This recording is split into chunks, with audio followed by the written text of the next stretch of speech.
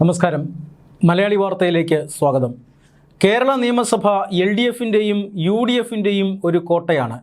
എപ്പോഴും LDFും UDFും മാത്രമാണ് അവിടെ ഒരു കാര്യങ്ങൾ തീരുമാനിച്ചിരുന്നത്, അജണ്ടകൾ നടപ്പിലാക്കിയിരുന്നത്. BJP കേന്ദ്രത്തിൽ അധികാരത്തിൽ വന്നതിന് ശേഷവും കേന്ദ്രവിരുദ്ധമായ ഒട്ടനവധി പ്രമേയങ്ങൾ ഐക്യകണ്ഠേന പാസ്സാക്കപ്പെട്ടിട്ടുണ്ട്. പക്ഷേ ഇനി അത് നടപ്പില്ല എന്ന നേരത്തെ തന്നെ സൂചനകളുണ്ടായിരുന്നു. കാരണം കേരളത്തിൽ ഇപ്പോൾ 3 BJP MLAമാരുണ്ട്. അതുകൊണ്ട് തന്നെ കേരള നിയമസഭയുടെ ഒരു ഘടന പോലും മാറിയിരിക്കുന്നു. നേരത്തെ ഈ ചർച്ചകളൊക്കെ വഴിമുട്ടുമ്പോൾ കേന്ദ്ര വിമർശനവും അതുപോലെ തന്നെ BJPക്കെതിരെയും RSSനെതിരെയും ഒക്കെയുള്ള രാഷ്ട്രീയ പ്രസംഗങ്ങൾ കൊണ്ട് സഭ മുഖരിതമായിരുന്നു. ഇതിനൊന്നും ആരും മറുപടി പറയില്ല, കാരണം മറുപടി പറയാൻ അവിടെ ആരും ഉണ്ടായിരുന്നില്ല. എന്നാൽ ഇപ്പോൾ അങ്ങനെയല്ല. ഇപ്പോൾ 3 MLAമാർ അവിടെയുണ്ട്. BJPക്കെതിരെയോ കേന്ദ്ര സർക്കാരിനെതിരെയോ RSSനെതിരെയോ ഒക്കെ പരാമർശങ്ങൾ സഭയിലുണ്ടായാൽ തീർച്ചയായും അതിന് കൃത്യമായ മറുപടി BJP MLAമാർ കൊടുക്കുന്നത് നമ്മൾ കണ്ടിട്ടുണ്ട്. അത്തരത്തിൽ സമാനമായ ഒരു സാഹചര്യം ഇന്ന് നിയമസഭാ സമ്മേളനത്തിലുമുണ്ടായി. അതായത് ഈ നിയമസഭയുടെ ആദ്യ സമ്മേളനമാണ് ഇപ്പോൾ നടന്നുകൊണ്ടിരിക്കുന്നത്. ബഡ്ജറ്റ് സെഷനാണ് ഇപ്പോൾ നടന്നുകൊണ്ടിരിക്കുന്നത്. ഇതിൽ ഇന്ന് ഒരു സർക്കാർ പ്രമേയം സഭയുടെ പരിഗണനയ്ക്ക് വന്നു. ആ പ്രമേയം മറ്റൊന്നുമല്ല, ഉന്നത വിദ്യാഭ്യാസ മന്ത്രി റോജി എം ജോൺ ആണ് ഈ പ്രമേയം അവതരിപ്പിച്ചത്. ആ പ്രമേയം ഈ നീറ്റ് പരീക്ഷയിലെ ക്രമക്കേടുകളുമായി ബന്ധപ്പെട്ടുള്ളതായിരുന്നു.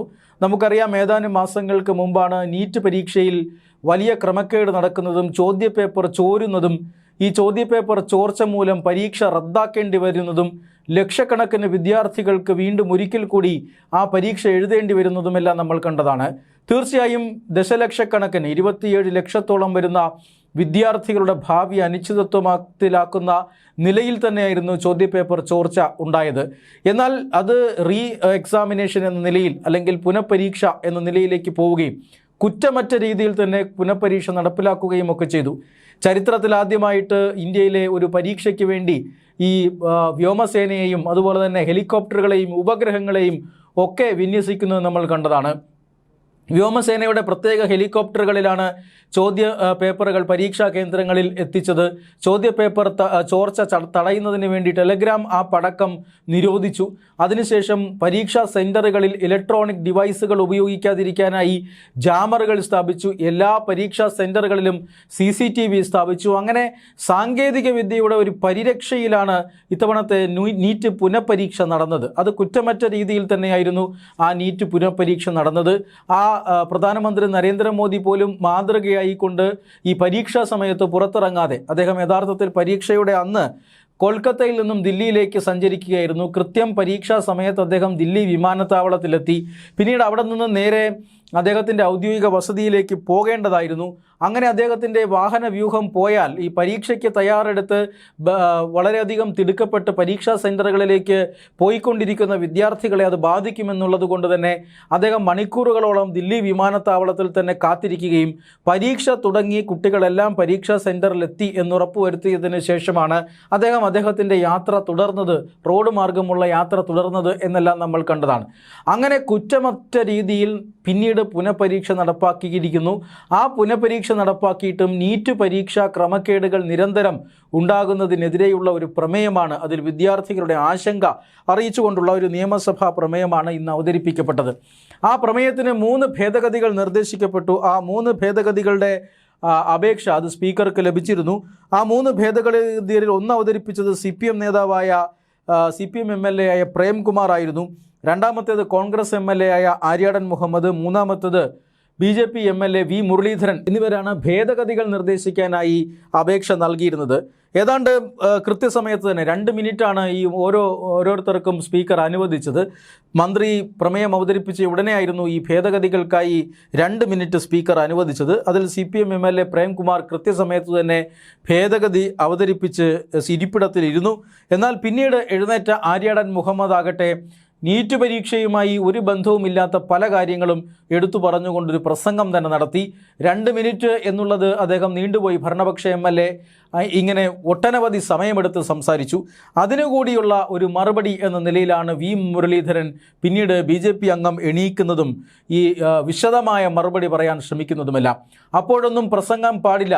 അതായത് നേരത്തെ തന്നെ CPM MLA പ്രേംകുമാർ പറഞ്ഞത് ഈ നീറ്റ് പരീക്ഷയെപ്പോലുള്ളവ അത് വികേന്ദ്രീകൃതമായിരുന്നു, അതത് സംസ്ഥാനത്താണത് നടപ്പിലാക്കിക്കൊണ്ടിരുന്നത്. ഇത് കേന്ദ്രീകരിച്ചതുകൊണ്ടാണ് ഇത്തരത്തിലുള്ള പ്രശ്നങ്ങൾ ഉണ്ടാകുന്നത് എന്നാൽ അത്തരം കേന്ദ്രീകരണം നടത്തിയിട്ടുള്ളത് നരേന്ദ്രമോദി സർക്കാരിൻ്റെ കാലഘട്ടത്തിലല്ല, അത് UPA സർക്കാരിൻ്റെ കാലഘട്ടത്തിലാണ്. 2010 ഇതുമായി ബന്ധപ്പെട്ട നീക്കങ്ങൾ ആദ്യം ഉണ്ടായത് എന്ന് വരെ പറഞ്ഞു വയ്ക്കുന്ന ഒരു പ്രസംഗമാണ് വി മുരളീധരൻ ഈ 2 മിനിറ്റിനുള്ളിൽ നടത്താൻ തുനിഞ്ഞത്. എന്നാൽ സ്പീക്കർ അതിനകത്ത് ഇടപെടുന്നു, വലിയ ബഹളം സഭയിൽ ഉണ്ടാകുന്നു. അതായത് ആര്യാടൻ മുഹമ്മദ് പ്രസംഗിച്ചപ്പോൾ നിശബ്ദമായിരുന്ന സഭ വി മുരളീധരൻ പ്രസംഗിക്കാൻ എണീക്കുമ്പോൾ ശബ്ദമുഖരിതമാകുന്നു. അദ്ദേഹം സമയം കൂടുതലെടുക്കുന്നു, ഭേദഗതികൾ മൂവ് ചെയ്യാതെ അദ്ദേഹം മറ്റു പല കാര്യങ്ങളും പറയുന്നു എന്നൊക്കെയാണ്. എന്തായാലും ഈ പ്രമേയവുമായി ബന്ധപ്പെട്ട് സഭയിൽ ഉയർന്നു വന്ന കേന്ദ്ര സർക്കാർ വിമർശനങ്ങളെയെല്ലാം ഖണ്ഡിക്കുകയും കേന്ദ്ര സർക്കാരിന് അഭിനന്ദനം അറിയിക്കുകയും ചെയ്യുന്ന ഒരു ഭേദഗതി നിർദ്ദേശിച്ചതിന് ശേഷമാണ് വി മുരളീധരൻ ഇരിപ്പിടത്തിലേക്ക് ഇരുന്നത്. സ്പീക്കറും വി മുരളീധരനും തമ്മിൽ ഇടയ്ക്ക് കൊമ്പ് കോർക്കുന്നതും നമ്മൾ കണ്ടതാണ്.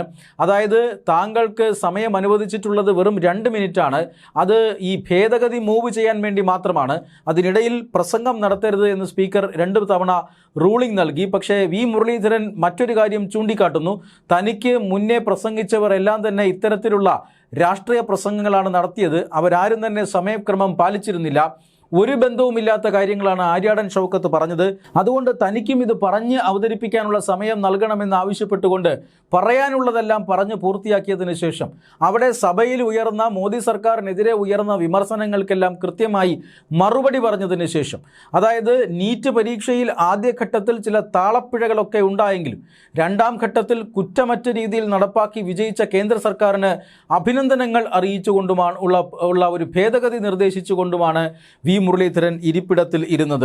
അപ്പോൾ തന്നെ മുഖ്യമന്ത്രി ഒരു അസാധാരണമായ ഇടപെടലുമായി രംഗത്ത് വരുന്നത് നമ്മൾ കണ്ടതാണ്. മുഖ്യമന്ത്രി VD സതീശൻ എണീൽക്കുന്നു. അദ്ദേഹം പറയുന്നത്, ഇത്തരത്തിലുള്ള ഭേദഗതികൾ നിർദ്ദേശിക്കുമ്പോൾ ആ ഭേദഗതി എന്താണ് എന്ന് പ്രമേയത്തിലെ ഭാഗം വായിച്ച് മാത്രം മെൻഷൻ ചെയ്യുക മാത്രമേ പാടുള്ളൂ, രാഷ്ട്രീയ പ്രസംഗങ്ങൾ പാടില്ല എന്നതാണ് കീഴ്വഴക്കം, പുതിയ കീഴ്വഴക്കം ഉണ്ടാക്കരുത് എന്ന് പറഞ്ഞുകൊണ്ടാണ് അദ്ദേഹത്തിൻ്റെ ഇടപെടൽ. സത്യത്തിൽ അദ്ദേഹം ആര്യാടൻ ഷൗക്കത്ത് പ്രസംഗിച്ചപ്പോൾ തന്നെ ഇടപെടൽ നടത്തേണ്ടതായിരുന്നു, അത് അദ്ദേഹം നടത്തിയില്ല.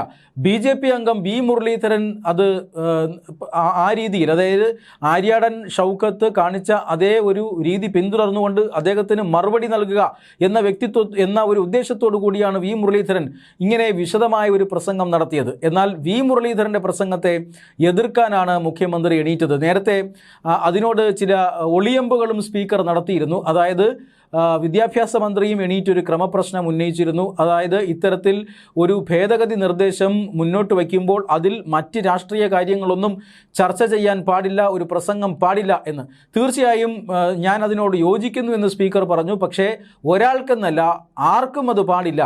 ആര്യാടൻ ഷൗക്കത്ത് 3ലധികം മിനിറ്റുകൾ എടുത്ത് സംസാരിച്ചതിനെ പരാമർശിച്ചുകൊണ്ടായിരുന്നു സ്പീക്കറുടെ ആ പരാമർശം എന്നുള്ളതാണ് ഏറ്റവും പ്രധാനപ്പെട്ട കാര്യം. എന്തായാലും ഒടുവിൽ മുഖ്യമന്ത്രിക്ക് പോലും ഇടപെടേണ്ടി വന്നു ഇങ്ങനെ ഒരു വിഷയം ഉണ്ടായപ്പോൾ. അങ്ങനെ തോന്നിയതുപോലെ നിയമസഭയ്ക്കകത്ത് വന്ന് തോന്നിയതുപോലെ പറഞ്ഞു പോകാൻ പറ്റില്ല.